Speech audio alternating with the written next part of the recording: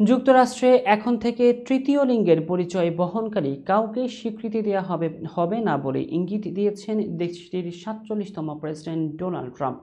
সোমবার প্রেসিডেন্ট হিসেবে শপথ নেওয়ার পরে বিভিন্ন বিষয় নিয়ে কথা বলার সময় এই ইঙ্গিত দেন তিনি। কথা বলার এক পর্যায়ে ট্রান্সজেন্ডার প্রসঙ্গটি এলে নতুন মার্কিন প্রেসিডেন্ট বলেন, এখন থেকে যুক্তরাষ্ট্রের সরকারের আনুষ্ঠানিক নীতি হবে যে এখানে শুধুমাত্র দুই লিঙ্গের মানুষ আছেন, নারী এবং পুরুষ। অর্থাৎ যুক্তরাষ্ট্রে এখন থেকে তৃতীয় লিঙ্গ হিসেবে নারী ও পুরুষদেরকে স্বীকৃতি দেবে না নতুন ট্রাম্প এই প্রশাসন। ২০২২ সালে মার্কিনীদের পাসপোর্টে ট্রান্সজেন্ডারদের লিঙ্গ হিসেবে এক্স লেখার সুযোগ দিয়েছিলেন সাবেক প্রেসিডেন্ট জো বাইডেন।